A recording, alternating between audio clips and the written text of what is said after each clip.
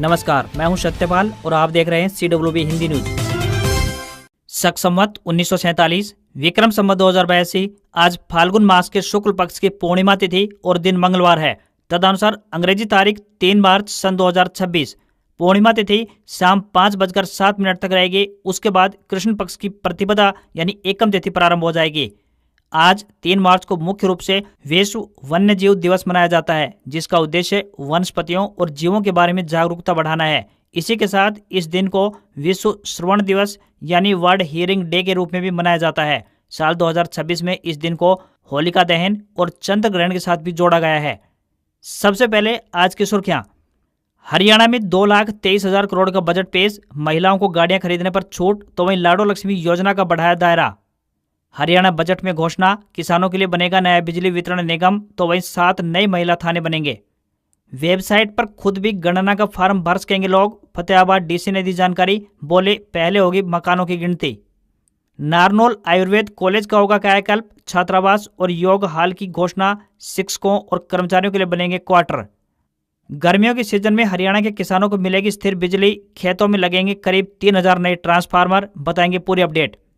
हरियाणा का बजट, यमुनानगर में बनेगा सिंथेटिक एथलेटिक ट्रैक, खेलो इंडिया केंद्र भी खुलेगा, जैविक किसानों के लिए मंडी में विशेष स्थान। आज 3 मार्च को लगने जा रहा है साल का पहला चंद्र ग्रहण, भारत में इस समय दिखाई देगा, बताएंगे पूरी खबर। हरियाणा सरकार ने जारी किए निर्देश, HCS अधिकारी जल्द भरें वार्षिक प्रॉपर्टी रिटर्न। जाट आरक्षण हिंसा, कैप्टन अभिमन्यु की कोठी जलाने के मामले में CBI कोर्ट पंचकुला का बड़ा फैसला, सभी 56 आरोपी दोष मुक्त। हरियाणा बजट को विपक्ष ने बताया भाषणबाजी, हुड्डा बोले बीजेपी ने 5,56,000 करोड़ के कर्जे में डुबोया। होली के अवसर पर आज यानी 3 मार्च को शेयर बाजार बंद रहेगा, NSE BSE में ट्रेडिंग नहीं होगी, MCX शाम के सेशन में ओपन होगा। भारत रूस से 5 S-400 सुदर्शन डिफेंस सिस्टम खरीदेगा, पाकिस्तान चीन सीमा पर तैनात किया जाएगा। और पाकिस्तान की वर्ल्ड कप टीम के प्लेयर्स पर 50-50 लाख रुपए का जुर्माना लगा। टीम के खराब प्रदर्शन से PCB नाराज, बोला हारने की सजा मिलनी चाहिए। और अब खबरें विस्तार से।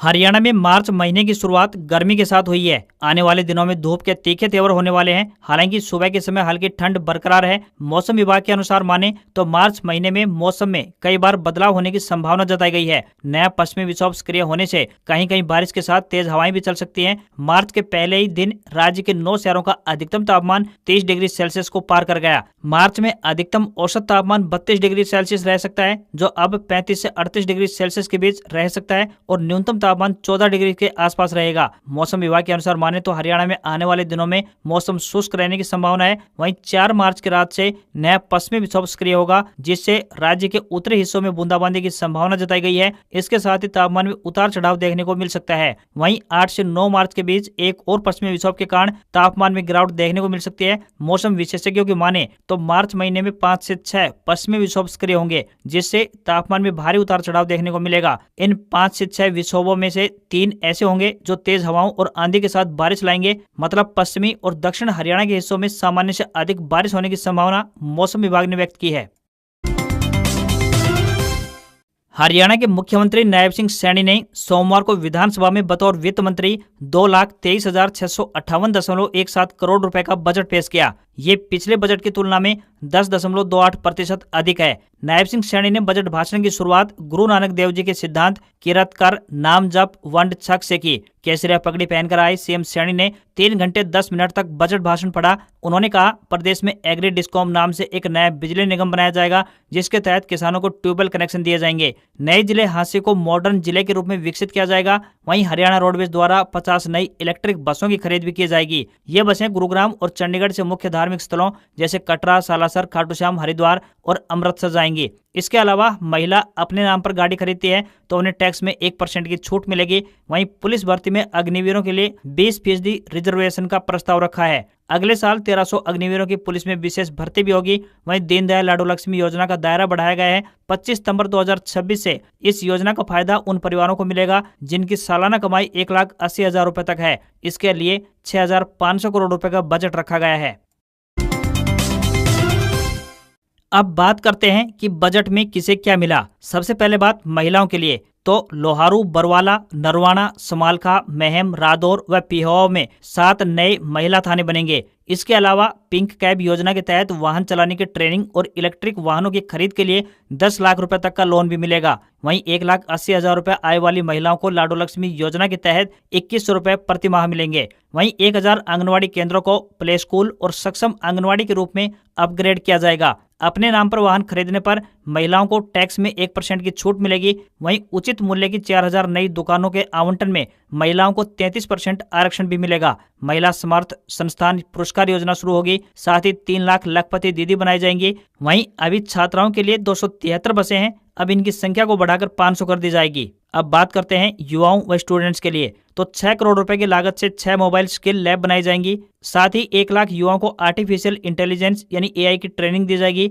वहीं PM सुगम योजना के अंतर्गत सोनीपत व कुरुक्षेत्र में high and spoke ITI cluster बनेंगे। साथ ही 50 करोड़ रुपए से सेंटर बनेगा, जहां काम सीखने की ट्रेनिंग भी दी जाएगी और नए तरीके खोजे जाएंगे। ट्रेनिंग प्रोग्राम में भाग लेने वाले छात्रों को हर माह 2000 रुपए मिलेंगे। वहीं करनाल, हिसार, रोहतक, गुरुग्राम और पलवल में 5 नए हॉस्टल भी बनाए जाएंगे। ग्रामीण एरिया के 20,000 से अधिक युवाओं को काम सीखने की ट्रेनिंग दी जाएगी। वैध रूट से विदेश में गए युवाओं की मृत्यु होने पर परिवार को वित्तीय सहायता भी दी जाएगी। साथ ही विदेश जाने से पहले युवाओं को ट्रेनिंग देने के लिए एक सेंटर खोला जाएगा। साथ ही हरियाणा पुलिस की नियुक्तियों में अग्निवीरों को 20% आरक्षण मिलेगा। तो वहीं हरियाणा SSC के परीक्षार्थियों को मुफ्त यानी फ्री यात्रा सुविधा के लिए वेब पोर्टल खोला जाएगा। इस बजट में खिलाड़ियों को क्या मिला, तो बताते चलेंगे। फिटनेस को बढ़ावा देने के लिए फिट हरियाणा अभियान 30 सितंबर 2026 से शुरू होगा। वहीं राजीव गांधी खेल परिसर दौलताबाद को राज्य का पहला पैरा खेल स्टेडियम बनाया जाएगा। कैथल, झज्जर, चरखी दादरी, गुरुग्राम, कुरुक्षेत्र, जींद, रोहतक, फरीदाबाद, यमुनानगर, सोनीपत, फतेहाबाद और पलवल में 21 नए खेल स्टेडियम बनाए जाएंगे। हर जिले में एक खेलो इंडिया लघु केंद्र भी बनेगा, जो किसी भी पूर्व चैंपियन खिलाड़ी को सौंपा जाएगा। हर जिले में एक सिंथेटिक एथलेटिक ट्रैक बनाया जाएगा। साथ ही खिलाड़ियों को बेहतर ट्रेनिंग देने के लिए इंटरनेशनल खिलाड़ियों की नियुक्ति भी होगी। वहीं किसानों की बात करें तो इस बजट में देसी कपास की खेती पर प्रोत्साहन राशि 3000 रुपए की बजाय अब 4000 रुपए प्रति एकड़ होगी। साथ ही धान छोड़कर दाल, तिलहन व कपास उगाने पर 2000 रुपए प्रति एकड़ अतिरिक्त बोनस भी दिया जाएगा। 10 मंडियों में ऑर्गेनिक उत्पादन के लिए जगह मिलेगी। CM बागवानी बीमा योजना में फल व सब्जियों मसालों पर मुआवजा भी बढ़ेगा। वहीं सिंगल बर्ड तकनीक से गन्ना बिजाई करने पर 5000 रुपए प्रति एकड़ प्रोत्साहन राशि भी दी जाएगी। वहीं मधुमक्खी पालन भी मुख्यमंत्री बागवानी बीमा योजना में शामिल होगा। प्रदेश में 7 वेटनरी डिस्पेंसरी और 4 गवर्नमेंट वेटनरी अस्पताल खुलेंगे। हिसार में 30 करोड़ रुपए की लागत से पशु चिकित्सा महामारी विज्ञान केंद्र बनेगा। तो वहीं रेवाड़ी और अंबाला में 5 लाख लीटर क्षमता के 2 नए मिल्क प्लांट बनेंगे। वहीं 8 नई एकीकृत खाद्य लैब बनेंगी। करनाल में दुग्ध व खाद्य परीक्षण लैब बनेगी। प्रदेश में एग्री डिस्कॉम नाम से नया बिजली निगम बनाया जाएगा, जिसके तहत किसानों को ट्यूबवेल कनेक्शन दिए जाएंगे। वहीं कर्मचारियों की बात करें तो औद्योगिक श्रमिकों की वार्षिक मुफ्त स्वास्थ्य जांच होगी। पंजीकृत निर्माण श्रमिकों को मुफ्त इलाज व दवाइयां दी जाएंगी। श्रमिकों के बच्चों के लिए अटल आवासीय विद्यालय बनेगा। तो वहीं केंद्रीय बलों के शहीद के परिवारों को 10 लाख रुपए अनुग्रह राशि व सैनिक व अर्धसैनिक कल्याण निगम की भी स्थापना होगी।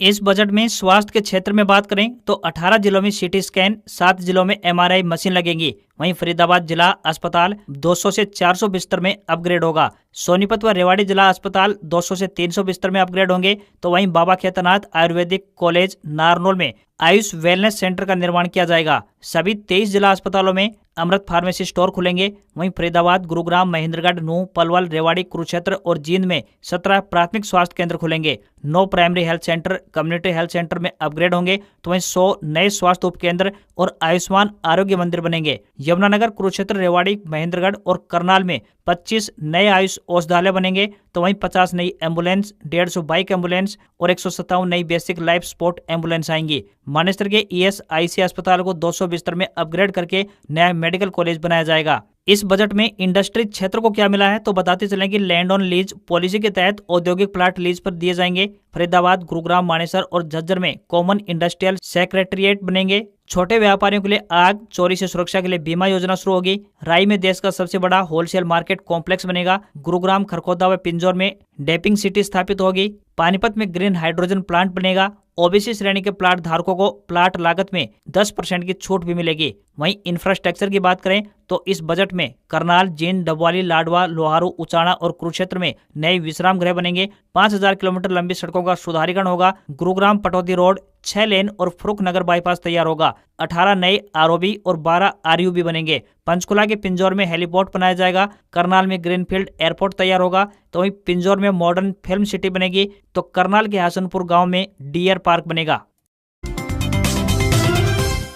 हरियाणा के पूर्व सीएम और नेता प्रतिपक्ष भूपेंद्र सिंह हुड्डा ने बजट पर अपनी प्रतिक्रिया देते हुए कहा कि ये बजट नहीं बल्कि कोरी भाषणबाजी है। राज्य का नया बजट 2,23,658 करोड़ रुपए का है, जिसमें कुछ भी हकीकत नहीं है, सिर्फ लफाबाजी है। हुड्डा ने कहा कि बीजेपी ने हरियाणा को 5.56 लाख करोड़ रुपए के कर्जे तले दबा दिया है, क्योंकि 2026-27 के बजट के अनुसार आंतरिक ऋण 3,91,435 करोड़ रुपए है। राज्य पर कुल ऋण लगभग 5,56,623 करोड़ रुपए पहुंच चुका है, जो भारी वित्तीय दबाव और अर्थव्यवस्था की खस्ता हालत को बयां करता है। लाडो लक्ष्मी योजना पर बोलते हुए भूपेंद्र सिंह हुड्डा ने कहा कि लाडो लक्ष्मी योजना में भी सरकार ने खेल किया है। उन्होंने कहा, राज्य में 18 से 60 वर्ष की आयु की महिलाओं की अनुमानित संख्या 82.5 लाख है। यदि इस योजना के तहत प्रत्येक महिला को प्रति माह 2100 रुपए की भत्ता दिया जाता है तो पूरे वर्ष यानी 12 महीने के लिए कुल अनुमानित राशि लगभग 20,790 करोड़ रुपए बनती है। लेकिन 2026-27 के बजट में इस योजना के लिए केवल 6,500 करोड़ रुपए ही प्रावधान किए गए हैं। इससे स्पष्ट होता है कि बजट में उपलब्ध राशि से केवल लगभग 31.25% महिलाओं को ही कवर किया जा सकता है, यानी तकरीबन 67.5% महिलाओं को इस योजना से बाहर रखा गया है या उन्हें लाभ नहीं दिया जाएगा। कृषि क्षेत्र की बात करें तो कृषि पर व्यय कुल व्यय का मात्र 4.8% है, जबकि राज्य की 70% आबादी कृषि पर ही निर्भर करती है। यह स्थिति कृषि क्षेत्र की उपेक्षा को दर्शाती है। हुड्डा ने कहा कि खुद बजट के आंकड़ों और सीएम श्रेणी के भाषण में हताशा नजर आती है, क्योंकि सरकार के पास न महंगाई को रोकने की कोई योजना है, न रोजगार सृजन का कोई प्लान है, न किसानों की एमएसपी का कोई प्रावधान है, न इंफ्रास्ट्रक्चर को मजबूती देने की राशि है। हरियाणा में लोग खुद अपने स्तर पर ही जनगणना का हिस्सा बन सकेंगे। सबसे पहले मकानों की गिनती होगी, इसके बाद लोगों की गिनती की जाएगी। मकानों की जानकारी लोग खुद भी सांख्यिकीय विभाग की वेबसाइट पर जाकर दे सकेंगे। 16 अप्रैल से लेकर 30 अप्रैल तक सेल्फ एन्यूमरेशन यानी स्व गणना का विकल्प भी उपलब्ध करवाया जाएगा। ये जानकारी फतेहाबाद के डीसी एवं प्रधान जनगणना अधिकारी डॉक्टर विवेक भारती ने दी है। उन्होंने कहा है कि जिले में पहली बार पूरी तरह से डिजिटल प्रणाली से जनगणना साल 2027 का काम किया जाएगा। जनगणना 2 चरणों में होगी। पहले चरण में मकानों की गणना 1 मई से 30 मई तक होगी। दूसरे चरण में जनसंख्या की गणना 9 फरवरी से 28 फरवरी 2027 तक होगी। नागरिक ऑनलाइन पोर्टल या मोबाइल ऐप से स्वयं अपनी जानकारी दे सकेंगे। जानकारी सबमिट करने पर उन्हें एसएमएस व ईमेल से विशिष्ट सेल्फ एन्यूमरेशन आईडी मिलेगी। गणना कर्मी मौके पर पहुंचकर जानकारी का सत्यापन करेंगे, जिससे समय की बचत और आंकड़ों की गुणवत्ता में सुधार होगा।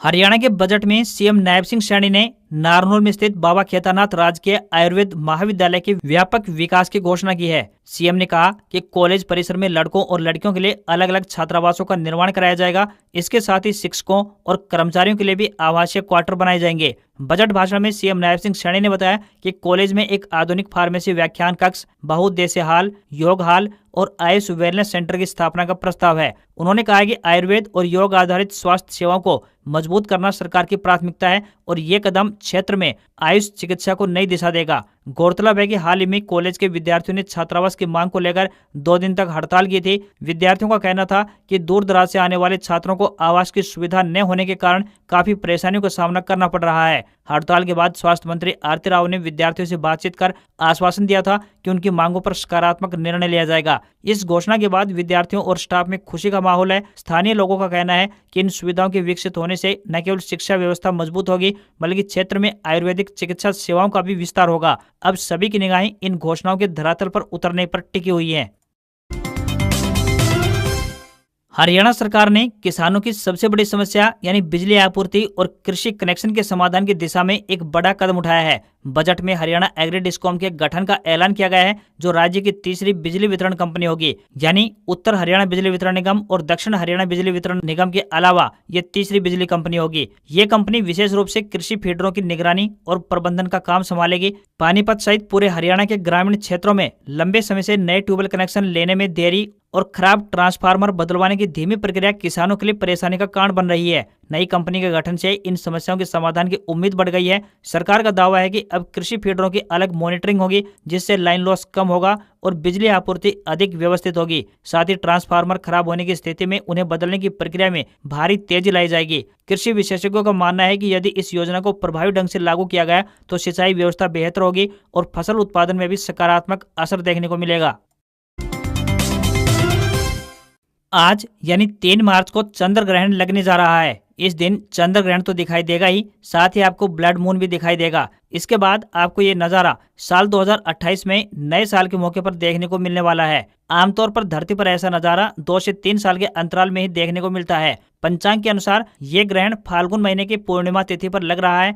ग्रहण के दौरान गर्भवती महिलाओं को विशेष ध्यान देने की आवश्यकता बताई गई है। उन्हें घर से बाहर नहीं निकलना चाहिए, साथ ही अपने हाथ में कोई भी नुकीली चीज नहीं लेनी चाहिए। हो सके तो बाहर जाने से बचना चाहिए। ग्रहण का सूतक काल आज सुबह 6:20 से प्रारंभ हो रहा है, क्योंकि यह ग्रहण भारत में दिखाई देगा। इस वजह से सूतक काल भी लगने वाला है। चंद्र ग्रहण मध्याह्न 3:20 से शुरू होकर शाम के 6:45 पर मोक्ष होगा, जबकि सूतक काल ठीक 9 घंटे पहले लागू हो जाएगा। इस दौरान कोई भी शुभ कार्य नहीं किया जाता है, अर्थात सभी शुभ कार्यों पर रोक लग जाती है। सूतक काल में कोई भी शुभ कार्य नहीं किया जाता, अर्थात मंदिरों के कपाट भी बंद कर दिए जाते हैं। साल 2026 में लगने वाला ये पहला चंद्र ग्रहण न केवल भारत बल्कि अन्य देश जैसे पाकिस्तान, अफगानिस्तान, न्यूजीलैंड, ऑस्ट्रेलिया में भी दिखाई देने वाला है। भारत में यह ग्रहण मात्र 20 मिनट का ही रहने वाला है।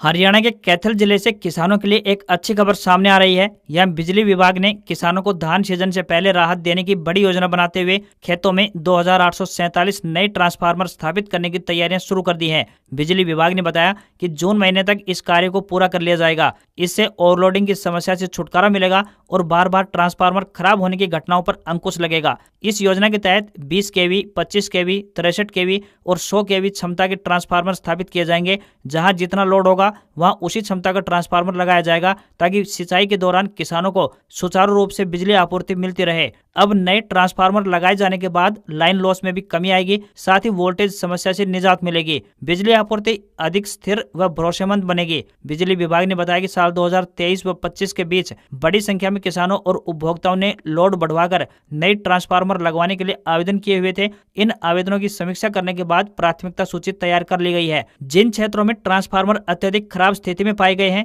या फिर लोड क्षमता से ज्यादा था, वहां पर पहले ट्रांसफार्मर लगाए जाएंगे। कलायत व राजौद क्षेत्र के खेतों में सबसे ज्यादा ट्रांसफार्मर लगाए जाएंगे, क्योंकि इन क्षेत्रों में सिंचाई के लिए बड़ी संख्या में किसान ट्यूबवेल पर निर्भर करते हैं। जिला आयुष सोसाइटी कैथल द्वारा जिला कार्यक्रम प्रबंधक के पदों पर भर्ती के लिए आवेदन मांगे गए हैं। आपको बता दें कि ये भर्तियां राष्ट्रीय आयुष मिशन के तहत 31 मार्च 2026 तक कॉन्ट्रैक्ट आधार पर होने जा रही हैं। जो भी उम्मीदवार इन पदों पर आवेदन भेजने के इच्छुक हैं, वे ऑफलाइन माध्यम से अपने आवेदन भेज सकते हैं। इन पदों के लिए शैक्षणिक योग्यता जानने के लिए आधिकारिक विज्ञापन देखें। किसी भी वर्ग के उम्मीदवारों को कोई भी आवेदन शुल्क नहीं देना है। न्यूनतम आयु 18 वर्ष और अधिकतम आयु 42 वर्ष तय की गई है। आवेदन करने की अंतिम तिथि 10 मार्च है। उम्मीदवारों से विनम्र निवेदन है कि भर्ती के लिए आवेदन करने से पहले आधिकारिक विज्ञापन अवश्य देख लें।